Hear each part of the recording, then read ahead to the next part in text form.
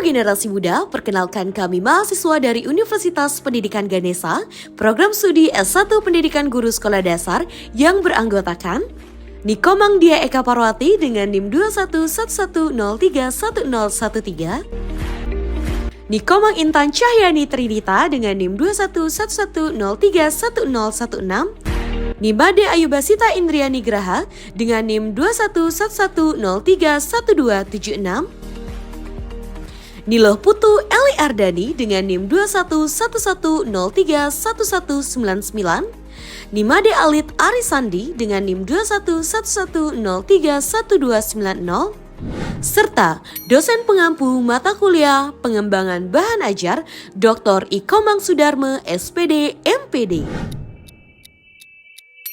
Oh iya, aku lupa buat bahan ajar. Kenapa ya buat bahan ajar susah banget ya? Coba aku cek di Google cara membuat bahan ajar yang inovatif dan interaktif. Lebih apa ya hari ini? Coba aku cek. Hah? Apa?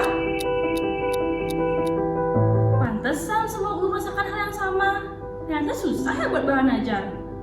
Coba aku cek YouTube aku mau lihat gimana sih cara buat bahan ajar yang inovatif dan interaktif. Ini ada podcast bahan ajar, coba tonton Halo sahabat penggerak pendidikan. Kembali lagi bersama saya Dia Eka Parwati dalam acara podcast Ruang Belajar. Hari ini kami akan membahas seputar tips and trick membuat bahan ajar yang interaktif dan inovatif. Saya tidak sendiri, di samping saya sudah ditemani oleh narasumber kita yang sangat luar biasa, yakni Halo Sobat Pendidikan. Nah, di sini saya selaku narasumber yang sudah berkesempatan hadir di dalam podcast yang luar biasa ini, yaitu podcast Ruang Belajar. Nah, sebelumnya perkenalkan, nama saya Nikomang Intan Cahyani Trinita, bisa dipanggil Intan. Nah, di sini saya merupakan mahasiswa aktif yang dimana berkesempatan dalam membuat bahan ajar yang inovatif dan interaktif. Nah, sesuai dengan tema kita hari ini, kita akan membahas seputar tips and trick membuat bahan ajar yang interaktif dan inovatif. Untuk itu, saya akan bertanya lebih dalam lagi mengenai tips and tricknya kepada mahasiswa yang mungkin sudah pernah membuat bahan ajar yang interaktif dan inovatif. Untuk itu, apa saja ya kira-kira tips and tricknya membuat bahan ajar yang interaktif dan inovatif? Oke, membahas mengenai tips and trick dalam merancang bahan ajar. Nah, sebelumnya kita juga perlu mengetahui bahwa bahan ajar itu sangat menentukan keberhasilan dari proses pembelajaran. Nah, sebelum itu juga kita harus mengetahui apa sih itu bahan ajar. Oke, bahan ajar juga dapat diartikan sebagai segala bentuk bahan yang disusun secara sistematis yang memungkinkan siswa dapat belajar secara mandiri dan dirancang sesuai dengan kurikulum yang berlaku. Dengan adanya bahan ajar, guru akan lebih runtut dalam mengajarkan materi kepada siswa sehingga akan tercapai semua kompetensi dan tujuan pembelajaran yang telah ditentukan sebelumnya. Nah, itu dia pengertian dari bahan ajar. Oke, untuk selanjutnya membahas mengenai tips and trick dari merancang bahan ajar. Dan ternyata banyak sekali ya tips and trick dalam merancang bahan ajar. Mungkin seperti kita harus mengetahui tujuan pembelajarannya, kemudian kita harus menyesuaikan materi sesuai dengan tingkat kelas siswa, dan kita harus bisa menggunakan bahasa yang memang benar-benar mudah dipahami oleh siswa. Tapi yang paling penting menurut saya itu kita harus memahami prinsip-prinsip merancang bahan ajar dia. Oke, ternyata di dalam penyusunan bahan ajar itu terdapat prinsip-prinsip ya? Tentu saja ada dia. Nah, dalam penyusunan bahan ajar itu kita harus mengetahui prinsip-prinsip merancang bahan ajar. Nah, untuk prinsip-prinsip bahan ajar akan saya sampaikan berupa video dia. Bisa disimak video di berikut ini. Prinsip desain pesan. Desain pesan merupakan proses merancang bagaimana pesan akan disajikan secara visual atau audio dengan memanfaatkan elemen-elemen seperti teks, gambar, dan suara untuk memastikan pesan tersebut efektif dalam menyampaikan informasi kepada peserta didik. Menurut Genye, pada tahun 1974 pada bagian 18, prinsip desain pesan meliputi yang pertama, prinsip kesiapan dan motivasi. Nah, prinsip kesiapan atau RIPIS adalah proses belajar dipengaruhi kesiapan murid. Nah, yang dimaksud dengan kesiapan atau RIPIS ialah kondisi individu yang memungkinkan ia dapat belajar. Nah, berkenaan dengan hal itu, terdapat berbagai macam taraf kesiapan belajar untuk suatu tugas khusus. Nah, seseorang siswa yang belum siap untuk melaksanakan suatu tugas dalam belajar akan mengalami kesulitan atau malah putus asa. Nah, yang termasuk kesiapan ini ialah kematangan dan pertumbuhan fisik. Nah, selanjutnya yaitu prinsip motivasi atau motivation. Nah, motivasi adalah suatu kondisi dari pelajar untuk memprakarsai kegiatan, mengatur arah kegiatan inti, dan memelihara kesungguhan. Nah, secara alami, anak-anak selalu ingin tahu dan melakukan kegiatan dalam lingkungannya. Nah, rasa ingin tahu ini sayoganya didorong dan bukan dihambat dengan memberikan aturan yang sama untuk semua anak. Yang kedua, prinsip kegunaan alat pemusat perhatian. Nah, bentuk penerapan prinsip alat pemusat perhatian harus berdasarkan jenis media yang akan dirancang dan penggunaan media itu sendiri. Jika jenis media yang digunakan berbasis teks, maka harus menggunakan daya tarik yang sesuai dengan karakteristik media cetak. Selain itu, daya tarik juga harus sesuai dengan karakteristik penggunaan media. Yang ketiga, prinsip partisipasi aktif siswa. Partisipasi berasal dari bahasa Inggris yaitu participation, yang berarti pengambilan bagian atau pengikutsertaan. Partisipasi menurut Surya Subroto pada tahun 2002 pada bagian 279 sampai 280 adalah keterlibatan mental dan emosi serta fisik anggota dalam memberikan inisiatif terhadap kegiatan-kegiatan yang dilancarkan oleh organisasi serta mendukung pencapaian tujuan dan bertanggung jawab atas keterlibatannya. Nah, tidak ada belajar kalau tidak ada aktivitas. Itulah sebabnya aktivitas merupakan prinsip atau asas yang sangat penting dalam interaksi pembelajaran. Yang keempat, prinsip umpan balik. Menurut Rusli Luton pada tahun 1988 pada bagian 300, umpan balik adalah pengetahuan yang diperoleh berkenaan dengan suatu tugas, perbuatan, atau respon yang telah diberikan. Umpan balik merupakan informasi yang diberikan kepada siswa mengenai keberhasilan atau kemajuan serta kekurangan dalam belajarnya. Yang kelima, prinsip perulangan atau repetition. Nah, prinsip ini memiliki pengertian mengulang-ulang penyajian informasi atau pesan pembelajaran. Nah, jika dalam pembelajaran informasi disajikan berulang-ulang, maka proses dan hasil belajar akan lebih baik. Nah, proses penguasaan materi pelajaran atau keterampilan tertentu memerlukan perulangan. Misalnya, dalam belajar seni suara, perulangan akan sangat memegang peran penting. Selanjutnya, prinsip relevansi. Prinsip relevansi artinya keterkaitan. Materi pembelajaran hendaknya relevan atau ada kaitan dengan pencapaian standar kompetensi dan kompetensi dasar. Contohnya, dalam menyajikan konsep, definisi, prinsip, prosedur, contoh, dan pelatihan harus berkaitan dengan kebutuhan materi pokok yang terkandung dalam standar kompetensi dan kompetensi dasar. Sehingga nantinya siswa dapat dengan mudah mengidentifikasi dan mengenali gagasan, menjelaskan ciri suatu konsep, dan memahami prosedur dalam suatu sasaran tertentu. Suatu kurikulum dapat dikatakan relevan jika berguna atau berfungsi bagi kehidupan, baik di lingkungan peserta didik, perkembangan kehidupan yang sekarang atau yang akan datang, maupun relevansinya dengan tuntutan dalam dunia kerja nantinya. Prinsip konsistensi. Menurut KBBI, konsistensi memiliki arti tetap atau tidak berubah-ubah, taat asas, ajak, selaras, dan sesuai. Sedangkan konsistensi artinya suatu hal yang dilakukan secara berulang dan tidak berubah-ubah. Dalam merancang sebuah bahan ajar, seorang pendidik atau perancang hendaknya menetapkan konsistensi atas materi yang digunakan terhadap kemampuan, kebutuhan dari peserta didik, serta tujuan dari pembelajaran. Selain itu, prinsip konsistensi ini juga dapat digunakan dalam penyusunan atau perancangan bahan ajar, yang mana dapat dilihat dari ketertiban format dan konsistensi bahasa atau istilah yang digunakan agar tidak sulit untuk dipahami, diingat, dan dipelajari oleh peserta didik. Dalam bahan ajar cetak, prinsip konsistensi yang sangat diperlukan adalah konsistensi pada istilah dan bahasa yang digunakan, sehingga peserta didik mudah memahami materi dan tidak menggunakan berbagai istilah secara rancu. Walaupun isi bahan ajar sudah cermat, menggunakan format yang konsisten serta dikemas dengan menarik. Namun, apabila bahasa serta istilah yang digunakan tidak dimengerti oleh peserta didik, maka bahan ajar tidak akan bermakna apa-apa. Di dalam bahan ajar audio, konsistensi dapat diterapkan pada intonasi suara yang dapat digunakan sebagai tanda atau format untuk berhenti, mengulang, atau meneruskan pembelajaran.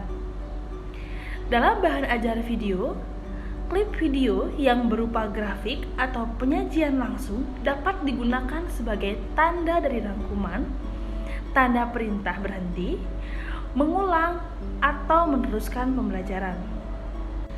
Dari penjelasan di atas, dapat kita lihat bahwa konsistensi memiliki dampak yang cukup besar terhadap pemahaman peserta didik setelah mempelajari bahan ajar yang telah diberikan. Selanjutnya kita membahas mengenai prinsip adekuensi. Nah, secara umum prinsip adekuensi itu artinya kecukupan. Kecukupan dalam artian materi yang diajarkan hendaknya cukup memadai dalam membantu peserta didik dalam menguasai kompetensi dasar yang diajarkannya. Nah, materi yang diberikan tidak boleh terlalu sedikit ataupun tidak boleh terlalu banyak. Nah, jika terlalu sedikit maka kurang mampu membantu tercapainya standar kompetensi dan kompetensi dasar. Dan sebaliknya, jika terlalu banyak maka akan mengakibatkan keterlambatan waktu, tenaga yang diperlukan untuk tercapainya target pembelajaran kurikulum atau pencapaian keseluruhan standar kompetensi atau SK dan kompetensi dasar atau KD. Pengertian prinsip adekuensi menurut para ahli. Nah, di sini kami mengambil dua para ahli. Yang pertama menurut Noviarni. Noviarni mengatakan bahwa prinsip adekuensi atau kecukupan artinya materi yang diajarkan hendaknya cukup memadai dalam membantu peserta didik untuk menguasai kompetensi dasar yang diajarkan. Materi tidak boleh terlalu banyak dan tidak boleh terlalu sedikit. Yang kedua, menurut Aunur Rahman pada tahun 2009 mengatakan bahwa prinsip adekuensi artinya materi yang diajarkan hendaknya cukup memadai dalam membantu siswa menguasai kompetensi dasar yang diajarkan. Materi tidak boleh terlalu sedikit dan tidak boleh terlalu banyak. Jika terlalu sedikit akan kurang membantu mencapai standar kompetensi dan kompetensi dasar. Sebaliknya, jika terlalu banyak akan membuang-buang waktu dan tenaga yang tidak perlu untuk mempelajarinya. Kaji bahan ajar yang sesuai dengan prinsip konsistensi dan prinsip adekuensi perlu digunakan sebuah teori elaborasi dalam mengorganisasikan materi pembelajaran.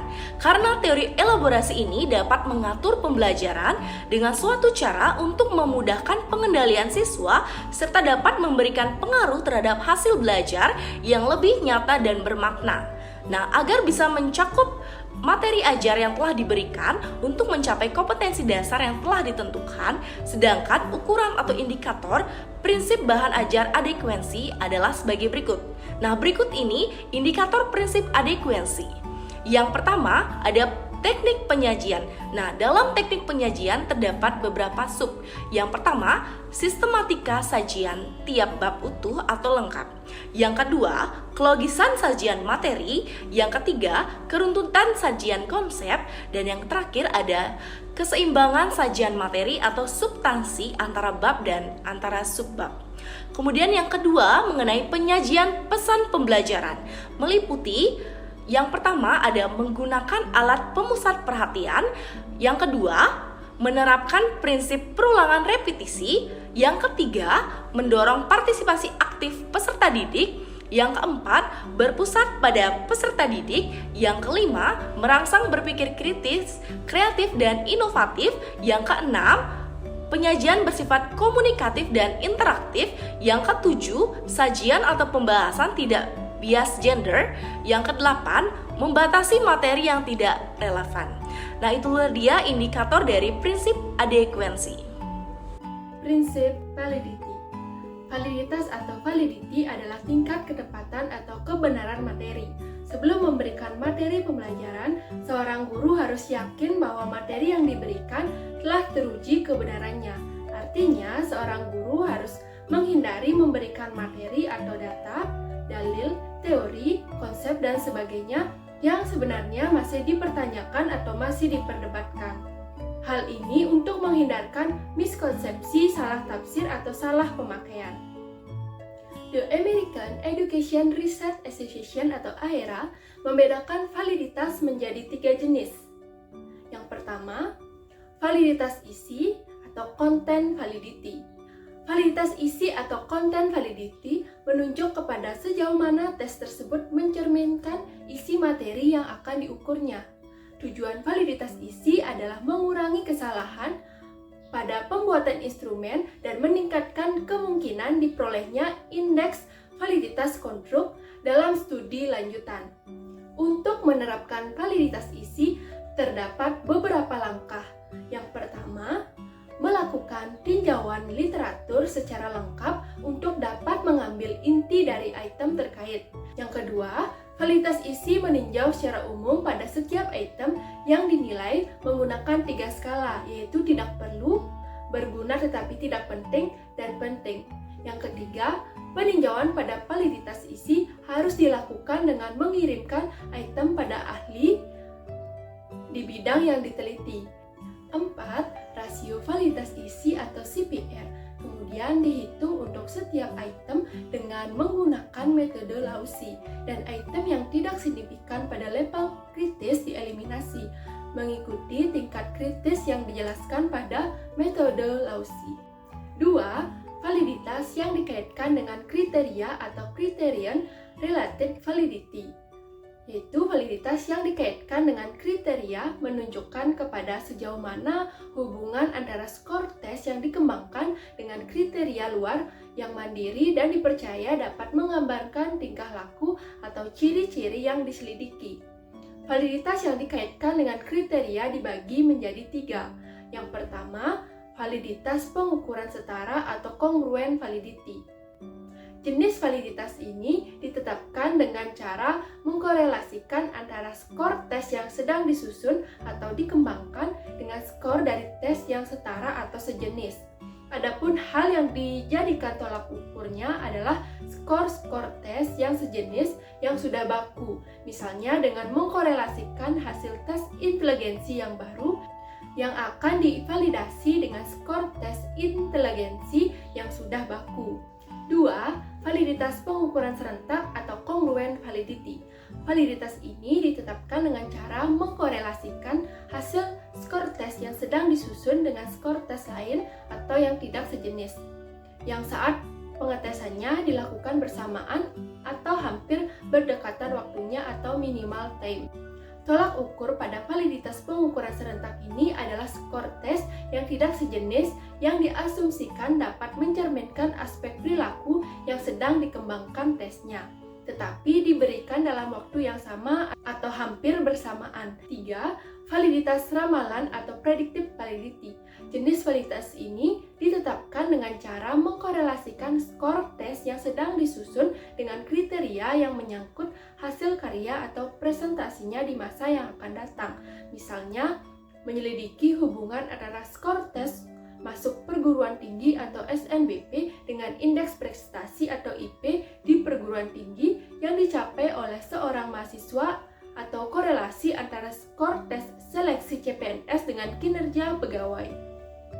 3. Validitas konstruk atau konstruk validity. Validitas konstruk disebut juga sebagai validitas konsep. Tolak ukur untuk menilai validitas konstruk adalah konsep teori yang melatar belakangi penyusunan tes atau instrumen yang bersangkutan.